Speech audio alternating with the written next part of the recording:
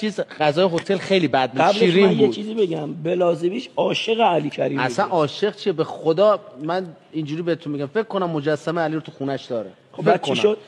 بعد رفتیم تو اتوبوس و غذای هتل خیلی شیرین، خیلی بد بود.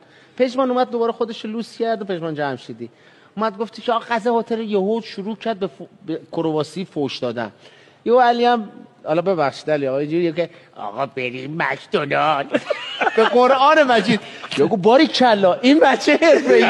علی آقا شاکی شد از فوش. علی آقا داره آقا یعنی چی روز بازی بریم مکدونالد؟ بازی رسمی هم داشتیم، رسمی بود. یهو یعنی چی بریم مکدونالد؟ رفتیم دیگه، بالاخره رفتیم مکدونالد. بعد یه سینی دستش داداشمون 5 تا خورد، بعد تازه 3-4 تا گرفت واسه شبش. ساز بعدن بالا بود. ولی به قرآن مجید من باش هم اتاقم دیگه، به قرآن 9 میخوابید، 9 میخوابید. الانم میخوابید. 6 صبح هم اینجوری، الانم بعضی وقتا 8 آقا